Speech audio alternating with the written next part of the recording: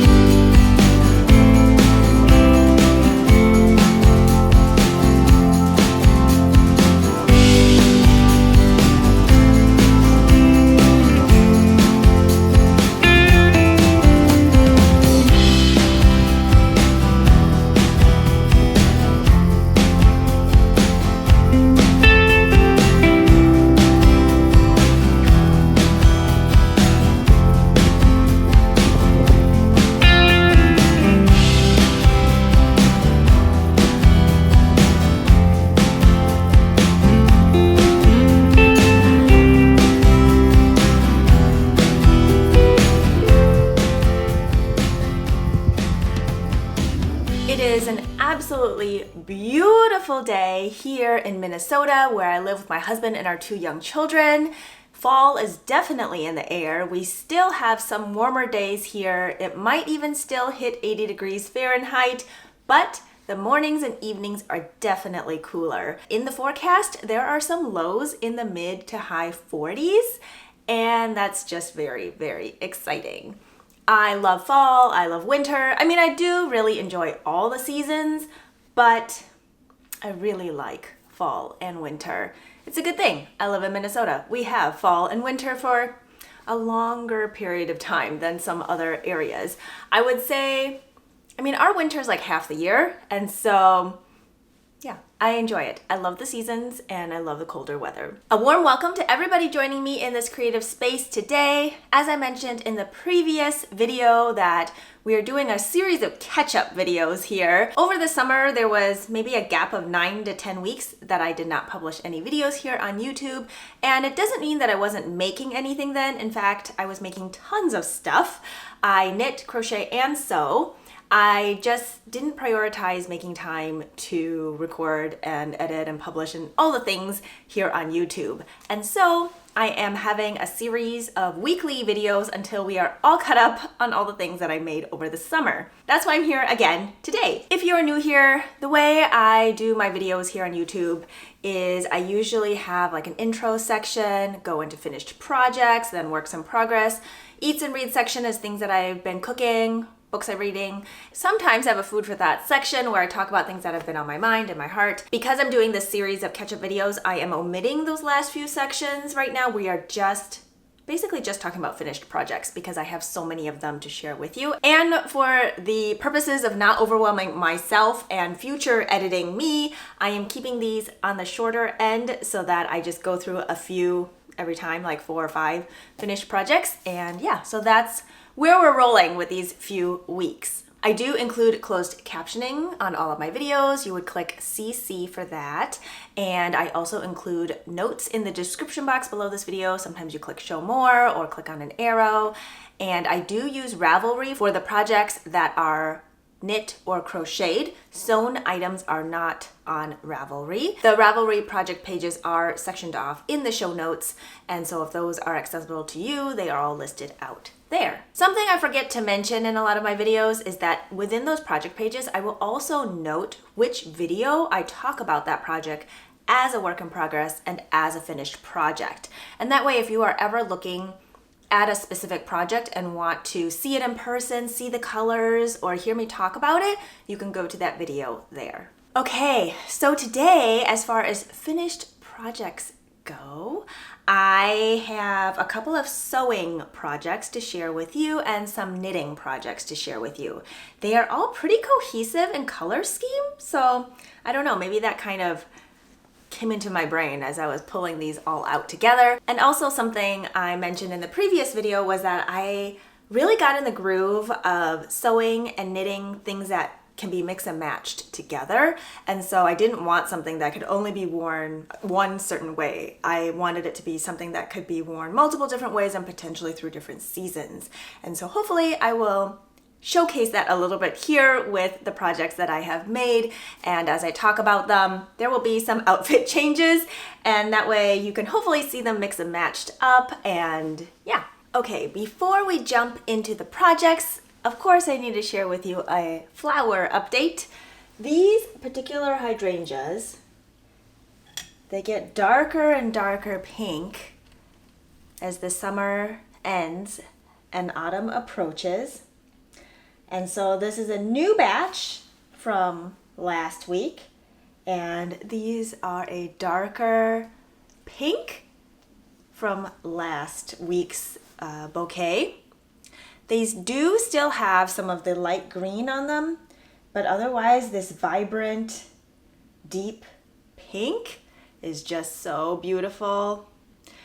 The other bouquet from last week, as it was drying out, the pink turned into a very smoky purple, almost like a smoky pinky purple, and they are just lovely. These also dry really well. I have had some from a different variety that I've had dried for years, and unless you like really bump into them or shake them up, yes, the petals do fall off, but otherwise if you set them in a vase with no water, and they'll just last forever, I guess, until it gets bumped or turns to dust. If you've been here for some time, you may know that I also love wearing earrings, and I love matching my earrings to whatever it is that I'm wearing. Today I have these glass beaded earrings on, and I just love them. I feel like they give off definitely late summer, autumn vibes. I'm going to see if I can get a little bit closer, and hopefully you'll be able to see them okay.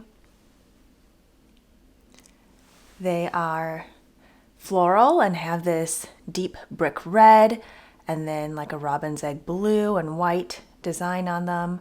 I really like these. These are, I grabbed the card, made by Mayana Designs.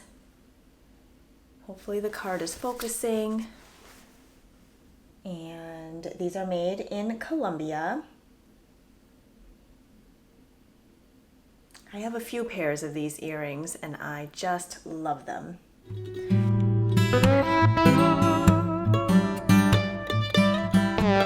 Okay, the first finished project I'd like to share with you today is the one that I'm wearing. This is an orchard dress. I'm gonna go around this bench here. This is the orchard dress, which is a free pattern from Helen's Closet. It is a strappy dress that has the same cutout in the front as the back, and I have made a whole bunch of these. The fabric that I've used here is 100% cotton, and I bought it from one of my local yarn and fabric stores. The company is Fabulism. It is a narrower width, although I suppose it's not narrow width, it's just not a wide width. It's like about 45 inches, I think, and it does have some shrinkage to it. It's 100% cotton. I had bought the end of Bolt, and I think it was still shy of 2 yards. I want to say it was closer to 1.7 maybe. I don't remember exactly, but basically how I decided the length of my dress was based on what fabric I had. And I might have cut one in this direction and one in the opposite direction because the dress flares out in an A-line shape.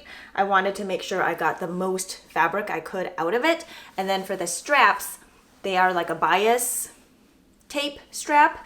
And so I definitely had, I think I had to connect them. Yeah, I definitely had to connect them in order to have a long enough piece to do both straps and the neck binding. You have two neck bindings and then 2 shoulder bindings, right? I think so. Yes, that would make sense. I really enjoy this pattern. I feel like it is very beginner friendly. The instructions are laid out very clearly, and it shows you, it basically guides you along the entire way. So if you've never done this type of construction before, I feel like it's beginner friendly and something that you could give a try. And I do have inseam pockets on mine. I was able to cut out pockets from the same fabric, and I just really like it. I think this is really comfortable. I'm gonna stand up on the bench so you can see the length. It's just past my knees. I did shorten the straps by 2 inches like I've done on the previous ones, and I cut out a size 4 based on recommendations for bust circumference. And yeah, so I don't know where this dress length falls as far as on the pattern goes. There's multiple views on the pattern as far as like a cropped shirt, full length shirt, short dress, long dress. I think mine might be between the short and the maxi length dress. Again, I just cut based on how much fabric I had, and I'm really happy with how it turned out. It's very comfortable. I can machine wash and dry it. I don't believe I ended up ironing this one after it came out of the dryer. Or maybe I didn't dry this one. Maybe I hung dry it. I don't really remember, but it is very easy to wear. I've worn it a few times this summer already, and as you can see here, I have it paired with a jean jacket, which is how I prefer to wear it, but if it gets too hot, I can definitely take the jean jacket off.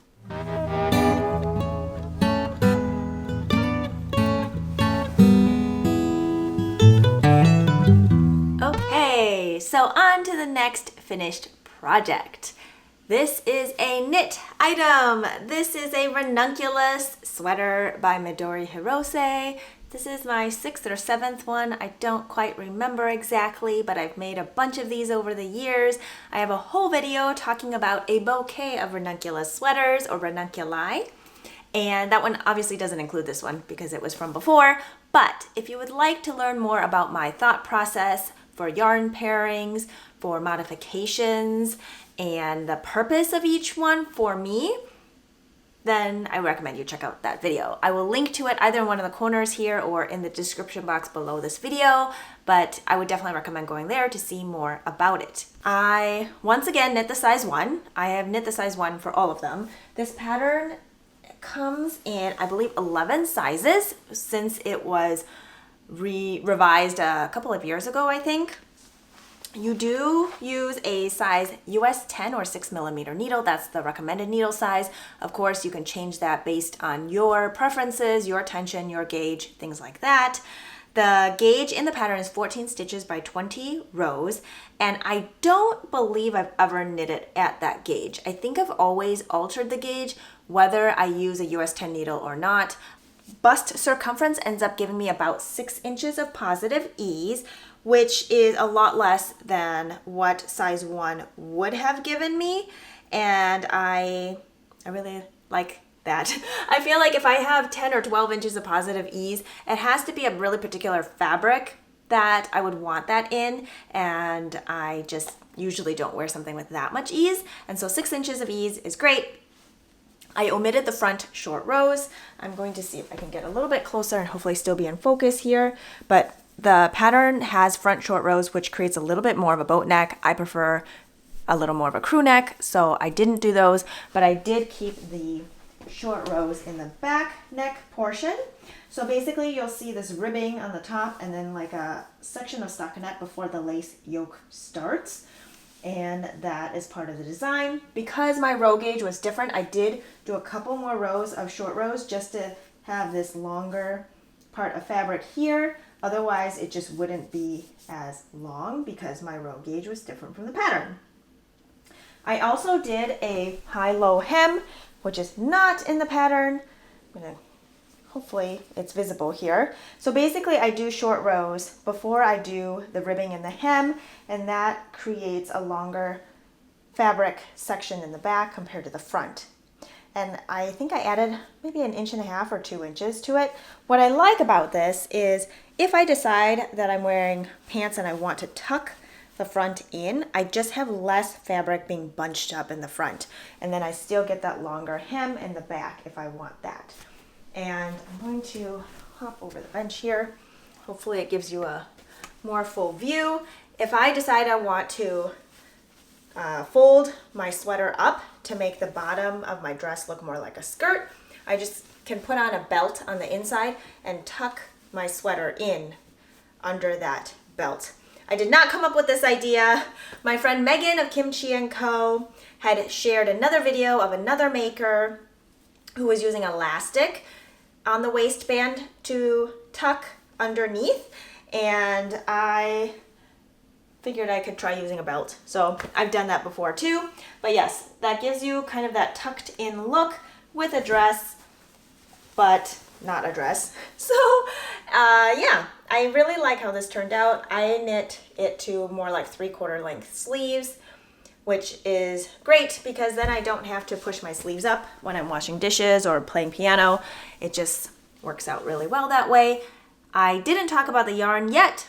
This is Purl Soho's Plein Air Base, which is a wool cotton blend. I forgot to bring up the tag, so I don't have that. Let me see if I can find the information on it in my notebook. It is 67% wool, 33% organically grown cotton. It comes in 218 yards for 100 grams. It's a hand wash cold, lay flat to dry, and I knit my Northwoods V-neck cardigan with this same yarn, and I talked about that in the previous episode. This colorway is Pink Dusk. I bought this yarn this summer and I knit it this summer, and I had a very specific project and color in mind, and so I'm just glad that it all worked out because all my other ones are either like a neutral or a green or blue, and I didn't have a pink one, and I wanted a pink one, and so here's my pink one. I really like it. I've worn it with jeans. I've worn it with other pants that I have made. If I remember, maybe I'll pop a picture up here of me wearing it with a pair of June pants. The June pants are a pattern by Helen's Closet. I believe I talked about it in last week's episode, and I just really like that combo. I think it works out really nice. Oh yes, one more modification I did on this one is I was afraid that my sleeves wouldn't have enough ease, and that's due to my change in gauge, and so I moved 2 of my stitches from the body to the sleeve when I was separating for the sleeve stitches, and that's because I knew I would have plenty of ease in the body and I'd be okay with losing some stitches to the sleeve. And so I moved 2 stitches, I think 2 stitches on each side to the sleeves, so that would have shrunk the body by an inch or so. Anyway, I can't do mental math on camera that confidently, so you'll just have to take my word for it, but I do have notes on my Ravelry project page as well if you want to see that written out. But essentially, I moved stitches from the body to the sleeve so I would have a little more positive ease in the sleeve and slightly less ease in the body, which was okay with me because it's written for quite a bit of ease in the body. As knitters, we can adjust patterns to fit how we want the end result to fit on our bodies, and if it gets messed up or not quite what we wanted, the beauty of it is that we can just rip it out and start over. And if it's not the right yarn match, you can still rip it out and save that yarn for a different project. I think that is really kind of scary sometimes, but also it can feel like a weight is taken off your shoulders, because if you mess up, yes, you put time into it, but you also learned something out of it, so it isn't like time was wasted. And I'm not gonna lie, in the beginning, it's not gonna feel good. It's gonna feel like, oh, I can't believe that just happened. But at the same time, you've experimented, you've tried something new, and now you know for next time whether or not you wanna make that change or not, or you would do something different, or maybe you do it the same way, but with a different yarn or a different pattern, whatever it may be. But it is all this really fun way to play and explore and figure out what works for you and what doesn't work for you, and something that works for one person may not work for somebody else. And yeah, I guess for me, that's what's so much fun about making the same pattern again and again, because I'm not making it the exact same way each time. I'm either changing the yarn, changing the sleeve length, changing the tapering of a sleeve, or not tapered. This one is tapered. And maybe I'm changing the body length. Maybe I have certain ones that I want cropped, so I wear them a certain way, like over dresses. Or maybe I want it full length because I'm going to always wear it with pants. Or maybe I want it tunic length because I want to wear it with leggings. I just have so many options with one pattern. And I feel like that's a really fun way to play and explore. And it's kind of like making recipes, like food recipes, right? Like in the beginning, I might try it just the way it's written. And then I might tweak things as I go and change variables until I get to something that I find is my sweet spot. Or maybe it's just based on whatever ingredients I have in my pantry and I have to sub things out. And so I feel like there's a lot of similarities between cooking and baking and knitting or just making in general. I mean, both ways you're making something, right? But it's this mindset of tweaking and playing and changing things up and then seeing what the end result is.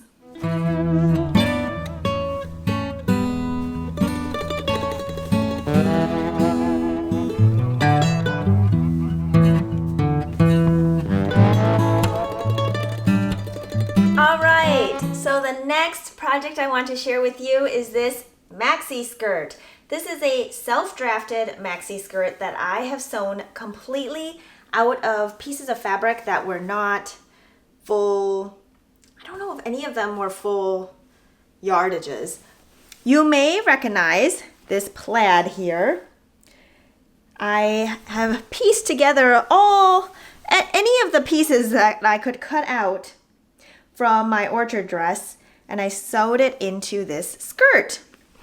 The linen is from the fabric store. This warm red brown is called, I think, Kenya or Kenyan. And then this dusty pink is Sahara Rose. And I did not put pockets in this one because I wanted it to be able to be worn in any sort of, I guess, direction. Any sort of, I don't know, round and round. I don't know how to explain it. I didn't follow any specific formula, but in general, for tiered maxi skirts, you follow a ratio of like 1.5 times each width piece, like as you go for the tiers. That did not sound right. So let's say you start on the top with 10. We're just going to use easy numbers here. 10 inches. That doesn't make sense, but we're just going with it. And then so your next piece would be times 1.5 that. So your next piece would be 15. And then your next piece would be times 1.5, 15. So you would just keep going depending on how many tiers you are making. And I only did 2 tiers, and I don't even know how long this is. I would say maybe 13 inches, and then maybe the next one's 18 inches. I'm not really quite sure. And so that really doesn't help you, but my main thing for showing this is to show you how you can use bits of fabric and make it into something beautiful. And so these are gathered, and yeah, I love how it turned out. I think it's super fun. It's very twirly. I should probably not be twirling on this bench. That is not a very safe thing to do, and I would tell my kids not to do that. But I have my ranunculus sweater tucked into the top here because that's another fun way to be able to wear this piece into autumn as summer ends. And yeah, I love how the color matches together. I feel like I need to turn things around so that you can see it better, but I'm not really quite sure how I'm going to do that.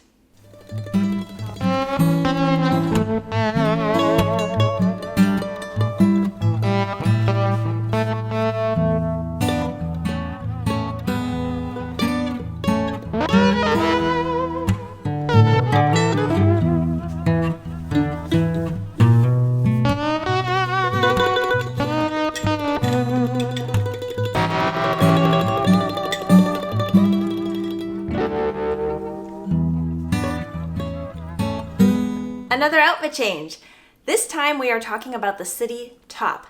This is a top I tested for Tori Yu over the summer, and it is a top-down tank top with interesting, new to me construction. There are quite a bit of ends to weave in just because of how the construction is. I feel like for me, if I just change my mindset to say, hey, weaving in ends is just part of the process, it's really not that big of a deal. It takes a lot less time to do it than it does thinking about having to do it. I feel like it just kind of happens and it's really not that big of a deal. That's your not even a disclaimer, just a heads up maybe. But I did have a lot of fun knitting this. I think it is a fun tank top. The front and the back are I think they're the same. You do knit top down, and so you're going to be knitting flat until you join under the arms to basically knit the rest of the body in a tube. This pattern does come in a dress pattern as well, and I think it's a 2-for-1. I'm pretty sure it is. I should double check. And it's called the City, but there's the City top or the City dress. And the dress version has waist shaping, hip shaping, whereas the top is just a straight down. But you could do shaping if you wanted to. It is meant to be cropped. I knit mine 5 inches longer because I don't do super cropped. And I did not do any shaping out because there's ribbing on the side, which then allows for more elasticity, and so I just didn't worry about it. As far as binding off goes though, I did go up 3 needle sizes to do my bind off just to make sure it wasn't going to be too tight because I extended it longer, which means that part of my body is wider than my natural waist, and so I just needed to make sure it wasn't going to be tight there because that would not be very comfortable. So this pattern came out in July 2024. It recommends using a US 4, which is a 3.5mm needle. The gauge is 24 stitches by 32 rows, which is pretty standard for me using fingering weight yarn on a US 4. So that worked out perfectly. The recommended ease is, I believe, -4 inches to 0 inches, and the finished bust circumference is anywhere from 28 inches to 60 inches, and I ended up going with the first size, which gives me -4 inches of ease, and I probably could have gone with the second size too. If I make it again, I might try the second size for no ease and just kind of see what happens. But the reason I went with the first size is I was concerned that the armhole depth would end up being too deep if I went up a size. However, now that I've made it once, I could probably make adjustments if I didn't want the armhole area to be as deep, but still go with one size bigger that had more fabric in width. Did that make sense? It made more sense in my head, and then as I was talking, it just didn't seem to make as much sense. Anyway, moving on. The yarn I used is a fingering weight merino silk cashmere blend, and I love how it feels. It is so soft. I do think because of this fiber content, it is probably prone to more pilling or easier pilling, but this top I don't think is going to get a ton of friction because there are no sleeves, which means there will be no underarm friction of the fabric rubbing together. And as a tank top, I would be wearing it as a layering piece, so I wouldn't have like a purse or a crossbody bag rubbing against the fabric there either. And so I don't think it's going to be a huge problem, but it is super soft and really nice to wear next to skin. Right now I have it tucked in to a self-drafted elastic waisted skirt that's knee length. I believe this is a linen rayon blend. I think I sewed this last summer, and I have these pockets that have crescent moons on them in this quilter's cotton fabric. That's like a terracotta rosy color. And I think this together looks really nice. Let me throw in my jean jacket. I feel like that is primarily how I would be wearing it. Again, how this frame crops makes it a little difficult to give you a full view, but I love these colors together. A light blue, light wash denim with this very vibrant jewel toned fuchsia purple color, and then a rusty orange. I just feel like these three go really nice together. The straps are not super like regular bra friendly, and I don't wear strapless bras ever. The last time I wore one, I don't know if it was for my own wedding or when I was a bridesmaid in a wedding, but that was years and years ago. Right now I have the straps kind of pulled in and tucked under the straps, but if I was wearing this out, eventually it would just kind of move around. So if that bothers you, that's something to think about. If you're wearing it as a layering piece underneath like a denim jacket or a button-up shirt or anything like that, which is how I plan on wearing it, it won't bother me because the straps won't be showing anyway. And so as a layering piece, which is how I intended for it to be, I think it's really pretty perfect and really comfortable. I don't think I showed you, did I show you how the sides are? The twisted rib is what gives it great elasticity, so I didn't worry about it fitting over my hips, and it's a beautiful design element. that gives it just a little touch of that, a little touch of something, you know? I don't know what you would call it, but I just really like how it turned out. And I used the entire 100 grams of yarn, I think. Do I have my info here? It is knit top down, which makes it easier for me to calculate how much yarn I have left as I go. So I will weigh my yarn before and after 1 round, or before and after 5 rounds or 10 rounds. And then I think in this case, because it's 8 rounds per inch, I might have weighed my yarn before and after 8 rounds. That way I know how much 1 inch of the body eats up. And then I know at the beginning how many inches I'm going to be able to get out of the rest of my yarn. And it worked out perfectly. I think I had 6 grams remaining. I had 106 grams to start, so I used 100 grams for this. Again, it was the size 1. I had lengthened the body by 5 inches. So if you knit the cropped size as written for the size 1 and you had the same gauge, you would use under 100 grams of yarn.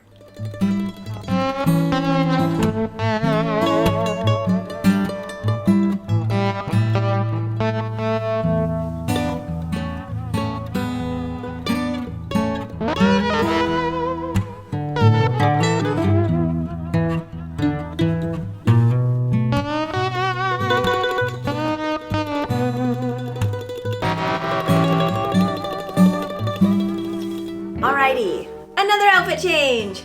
I kept the same skirt on just for ease, and I changed the top. This is the Tolsta Tank DK version by Rebecca Clow of the Crayabea, and she had run a knit along for this Tolsta Tank earlier in the summer. I think it ended the end of August. Don't quote me on it. I don't remember exactly. And I believe I had shown this as a work in progress, maybe in my June episode, at the end of June. I can't remember exactly.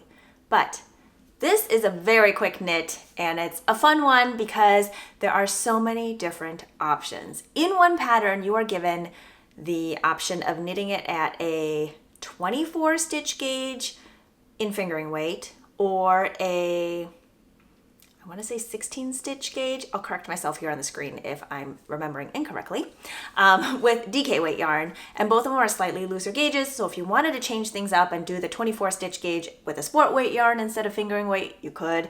If you wanted to knit the DK weight version with worsted weight or Aran weight yarn, you could. Do whatever you want.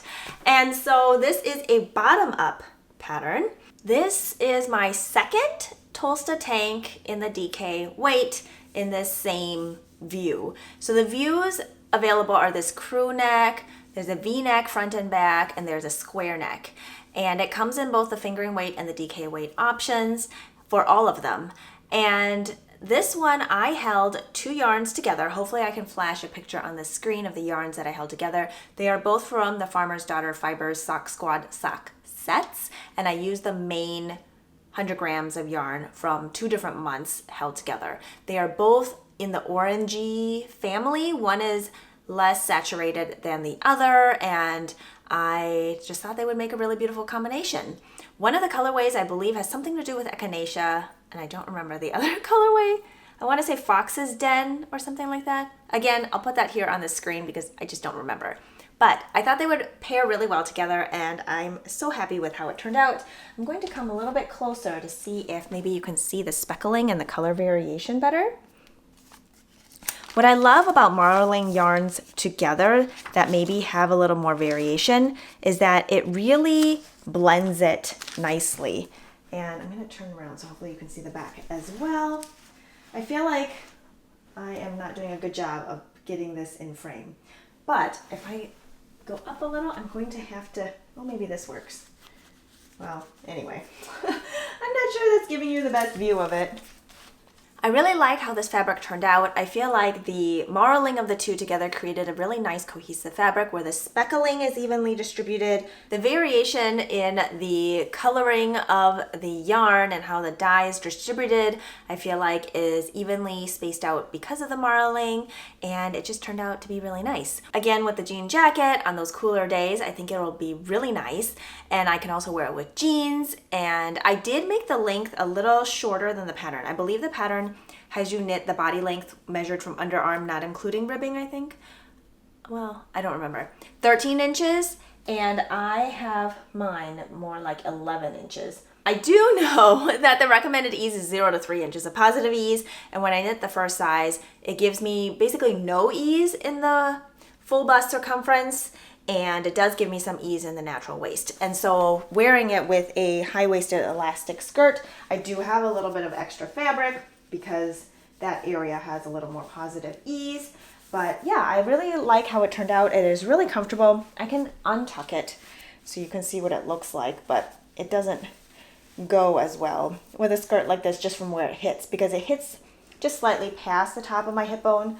But wearing it with high-waisted jeans, I feel like it will perfectly cover the waistband of my jeans, and I can throw on a flannel plaid shirt over it in the fall, and that'll be really comfortable. I have not worn it as an overlayer yet, so like as a vest, but I don't know. These armhole edgings I think are just right to be worn not as an overlayer piece.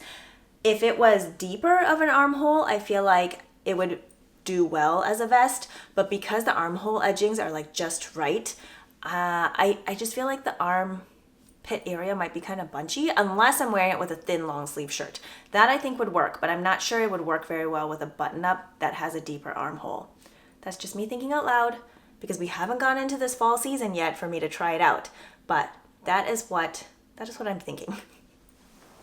With my 2 hanks of yarn, I started with 208 grams and I ended up using 190 grams. So that worked out perfectly for me.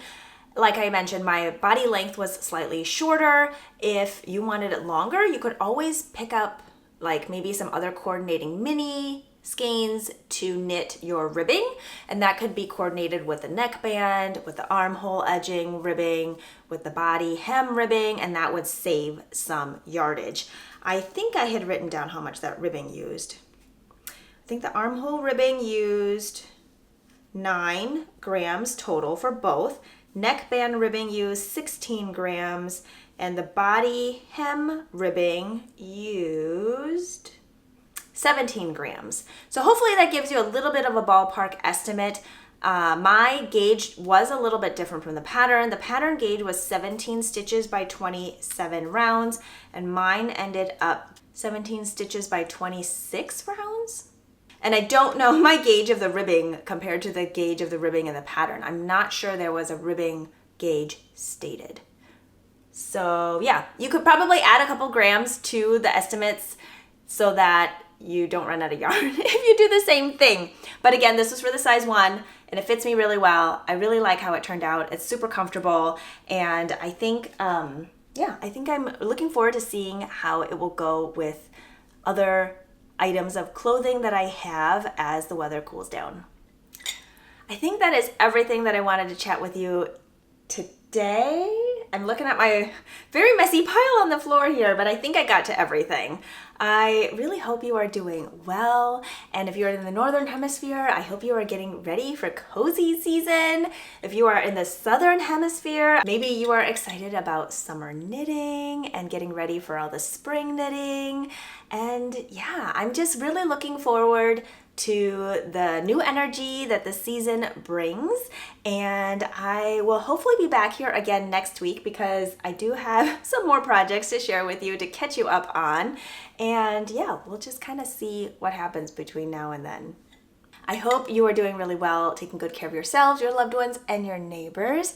Cheers to being creative, and I will see you next time. Take care.